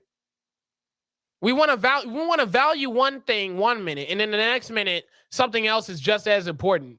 Then something else becomes even more important than both of the two, and then we finally come up to the decision that, you know what, the first thing that we valued, actually that takes the cake. Right. What are we doing? What are we doing? I just want some clarity. That's all. Maybe that's too much to ask, but I swear that's all I want. That's all I need. So that way I could actually fully enjoy this draft process. Because I'll be honest with you, I wait until the day of the draft before I actually really get invested. Because beforehand, I don't want to hear a word. I really don't. I really don't. Hey, who's going number 1? Who's going number 2? Okay, cool. I don't care about nothing else after that. Don't talk to me. I don't want to hear it. Right. All ears. Because of stuff like this, it just drives me crazy. Drives me crazy. I can't do it. Thank you for attending my soapbox. Thought it was very necessary to do so. It's all good. It's all good. But you know something? We getting close to that time because it's NXT tonight, and Yeah, King we got some match. good stuff to look Gonna up to whoop on that one. trick. Yeah. Mhm. Yeah, so I'm gonna wind down. And I'm Absolutely. gonna get ready for that. But like I said, we'll definitely be back here. Hey, if anything pops up, we jumping on. If anything Yep. pops up, because I'm pretty sure something else is going to happen this week before the draft hits. And we Probably. can't wait. Yeah, Probably. we can't wait. Just as long as it's good news, not bad. Just Please. good news. Please. Good news. Please. But Don't do I tell you nothing what, stupid. I'm gonna go book a trip to Tennessee. To Tennessee. I'm gonna see if I can get a walk on. See maybe I can get a whole bunch of money. Yeah, I'm just saying. They paying money down there. Let me see if I can get a walk on. What do you want me to do?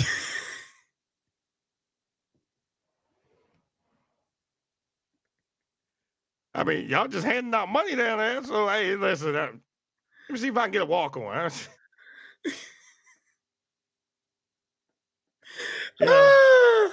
Let me see if I can at least make the practice squad or something.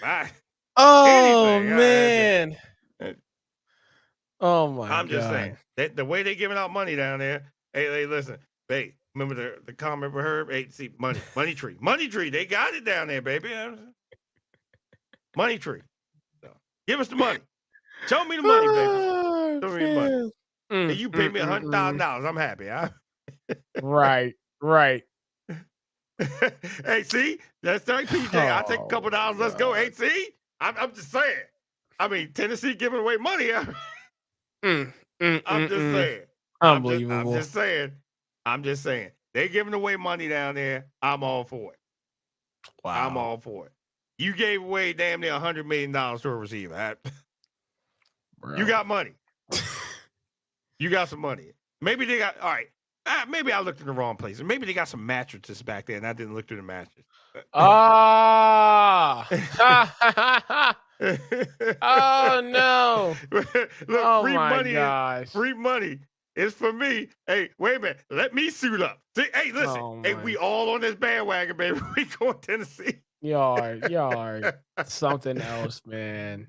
Hey, listen. Since they giving away money, I'm just saying, I'm all for it.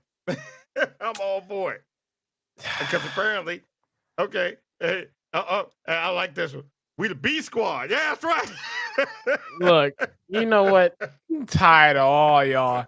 Y'all really gonna think Tennessee going to provide money for y'all? You know the type of audience they want to give money to. Hey, listen. Hey, we're responsible. Not like some of their immature players. We're responsible people. Hey, yes.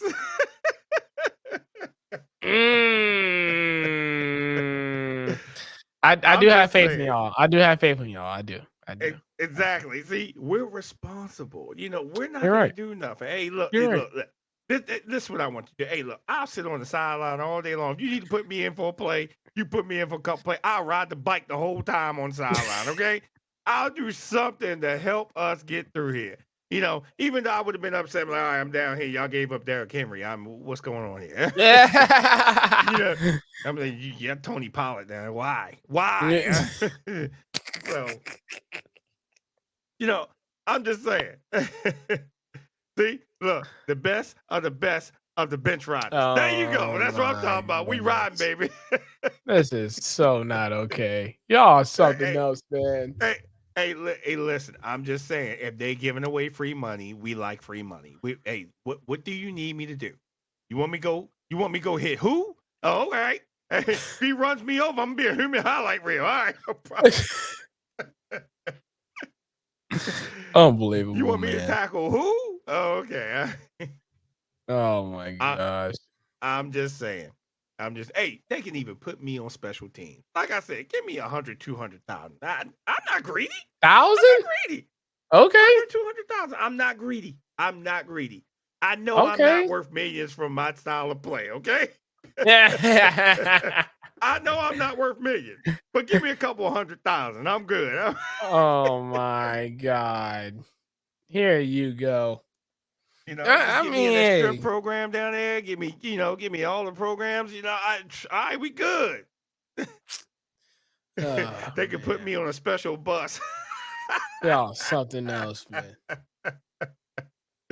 Listen, hey, I'm like whatever it takes. Hey, as long as listen, if he coming down the sideline, hey, I'll do the Tomlin effect. A little Step bit, in, then step step out. back. Yeah, step in, step back. There you go. I'm helping the team.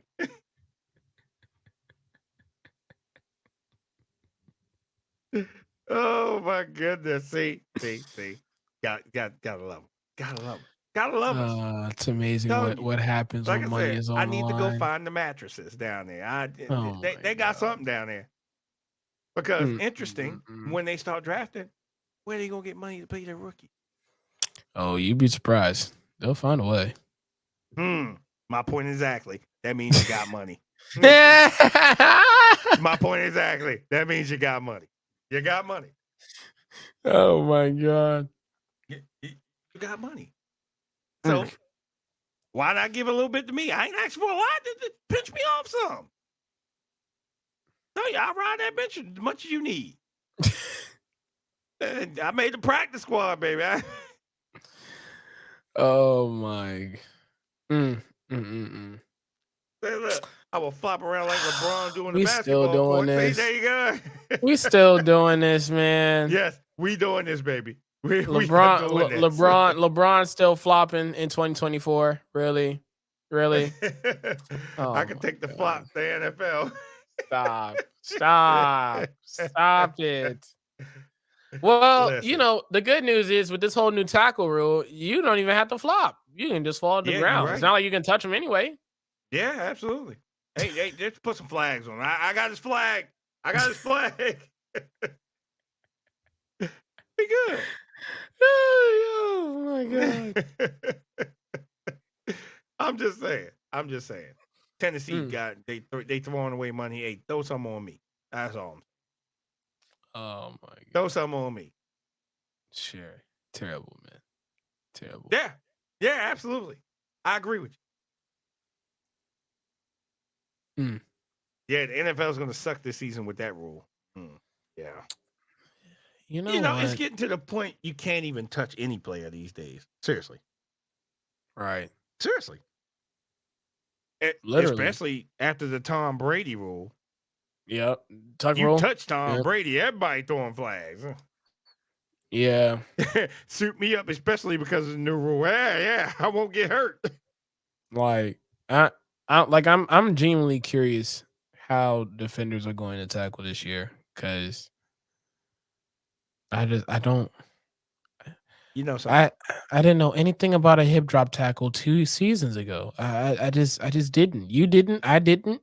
No one knew anything about a damn hip drop tackle 2 seasons ago. Now it's a thing, and now all of a sudden we just eliminating the tackle that we didn't know existed altogether. Yeah. Okay. Hey, that's better for us. No CTS, and we getting free money. Yeah. Oh my I'm good with that, man. It's terrible.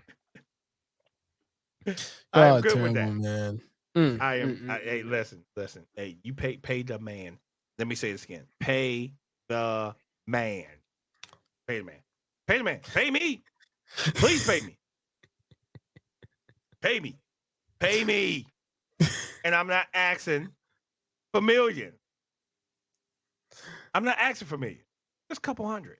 That's it. 200-300. I'm good. And I only got to work 18 weeks. Oh my god.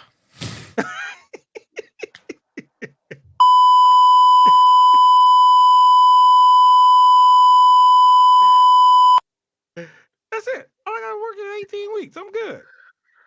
Oh my! Yeah, You're see? really PJ pleading this agrees with case. me. We not greedy. We're not greedy. We ain't greedy. Just a couple hundred. I'm not asking for millions. Just a couple 100,000. Oh my god. Okay. This is unbelievable. This is not a real right? thing. This is I not know, a real thing I right know. now. I know. But it's good. But it's good entertainment. 100,000 air. Yeah. I'm good with it. I'm good with it. You know what, man? Y'all, That sound like you ready to check out. I can't believe y'all are doing this right now. Pleading your case to the Tennessee Titans out of all teams. Oh my god. Let me look. Who else is throwing money around? I'm just asking. What other team is throwing money around? I'm not gonna lie. Us.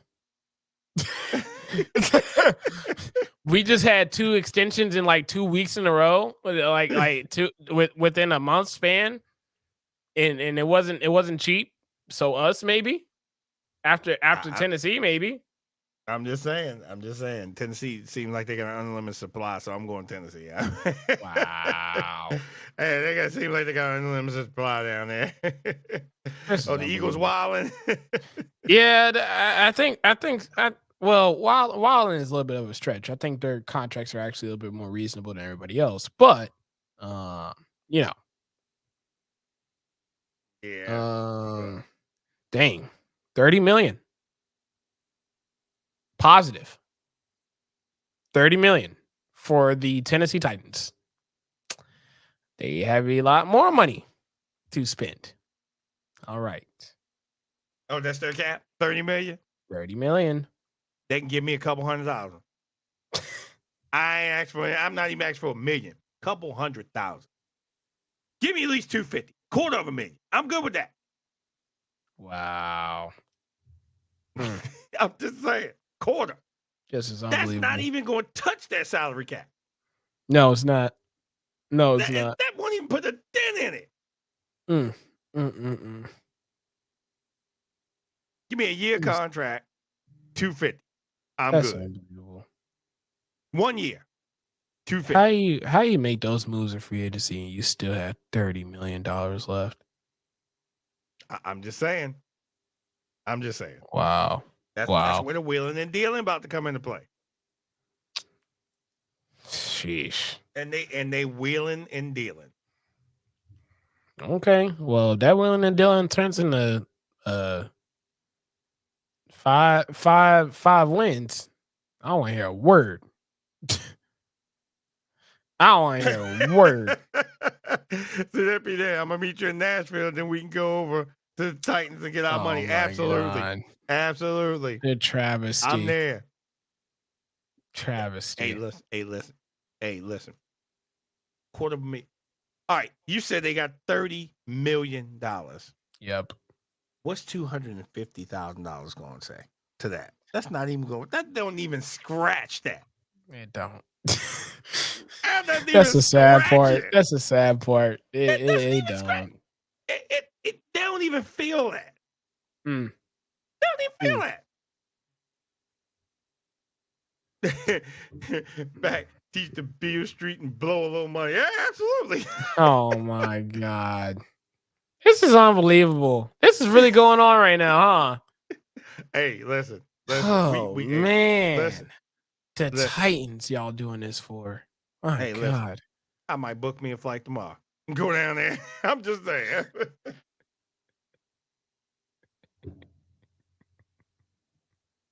Yeah. I'm just saying. Unbelievable. I'm just saying. I know what the stadium is. I've been there a couple times. See, look at that. Plane ride, baby. Gone. Only takes an hour and 1 minute to get to Nashville. That's Here it. you go. Not you. Look, y'all. We find out in the next episode of the DK and Tree podcast where this guy is in Nashville, Tennessee, joining the show. You know why. This is unbelievable, man. Y'all Oh got yeah, this, man. Mapping I it will go out. live from the stadium. I got my contract.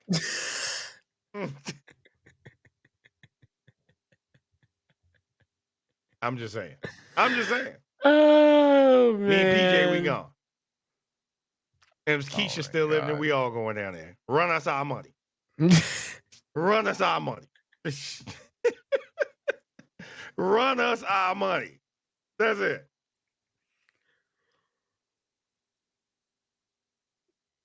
Oh my God. I know, out of control, right? Out of control. Unbelievable.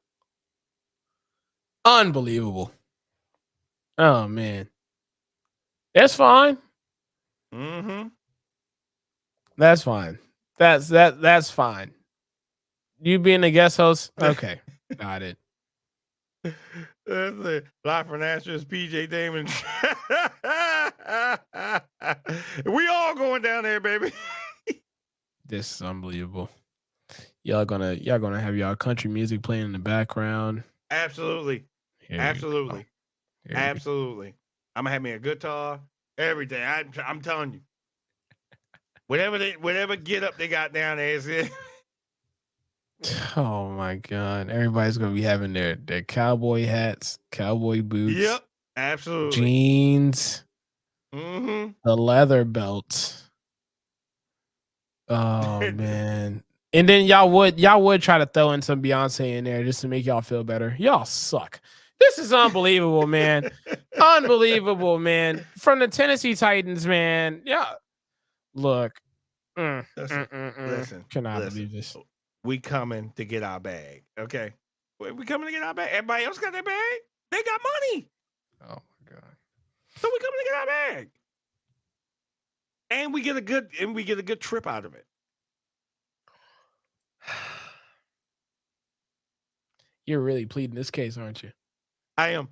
Oh I am. God. I am. This is unbelievable. This is unbelievable.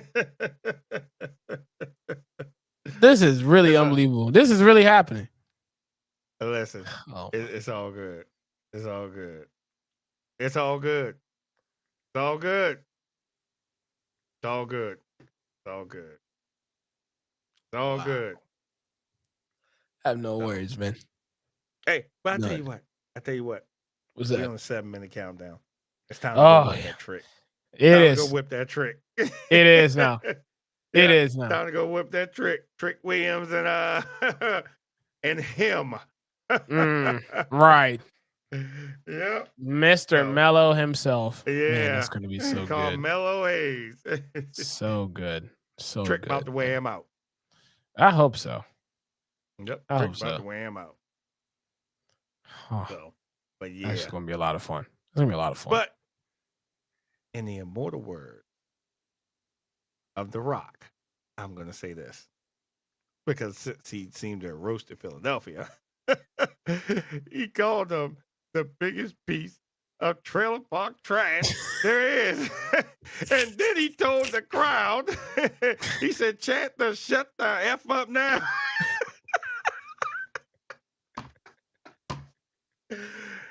Oh my goodness. He has become the greatest heel there is. And if you don't see the power shift that's about to happen. I love Rock, man. I love Rock. I love Rock. It's all good. So good. Hey, but y'all broke another record up there. He hasn't got to us yet. Oh my God. Hey, he hasn't got to us yet. But once he do, that's coming. Too. Yeah, that's coming. I would hope. Oh my goodness. Hilarious. Wow. We always love to comment and thank y'all. We tune it out because we got NXT watch. Oh, and then we'll discuss the new World Tag Team title belt. Yeah, we will. Yeah, We yeah. will. But I saw something online. They was talking about a woman's United States Championship. I I'm not sure saw if that's that true. too. I'm not I sure if that's I don't think true, that's. but that would be a great idea. It would. It It would would. be a great idea. Give the women another title to fight for. Because right now they only got the women's world titles. Mm-hmm. Give them another championship to fight Right. for. I Right. saw something about a woman's Intercontinental Championship. I'm mad at that. The moral of the story is that they need a mid card title. That's Yeah, that's all it absolutely, is. absolutely. Yeah. Because you got too many women. Yeah. Talented You got too ones many now. women. Yes, very. So So, it's not like they can't do it. yep, absolutely. All right, man. We gonna sign out of this, and hey, let's go watch NXT. Let's get it done. Absolutely. All right, Absolutely. we'll catch up again. Oh yeah. Oh yeah. What time you starting off the dome on Friday? Let people know.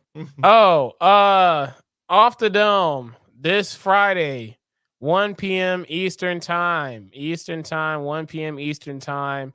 I'm actually gonna do a promo video in just a few moments. Getting everybody hyped up for that. It's gonna be a lot of fun. We are on Team MBS Media. We're gonna be on Twitch and YouTube, and everywhere else, you name it, we'll be on it. Um, the last 2 weeks, well, this past Friday, even with me being on the LAX airport trying to find my cousin before the birthday shenanigans, we produced a lot of viewers on last week's show. I believe it was 120, 120, something along those lines. So shout out to everybody that's able to tune in and watch our shenanigans for an hour and some change. But that's where we'll be at. So there you go. Cheap plug. Yep. All right. All right. Tune in. Cause I tune in too. Cause I love the shenanigans. I always love shenanigans. It's a lot of fun, man. A lot of fun. Yep. Absolutely. And we got We a see special y'all guest later. this week, so be on the lookout for Hey, that. gotta tune in. Oh, absolutely. We got to tune in for this one. We got special gotta guests this tune week, in. so yeah, it's gonna be a All lot of fun. right. We signing off because we got NXT to go watch. Absolutely. See y'all later. Oh my goodness.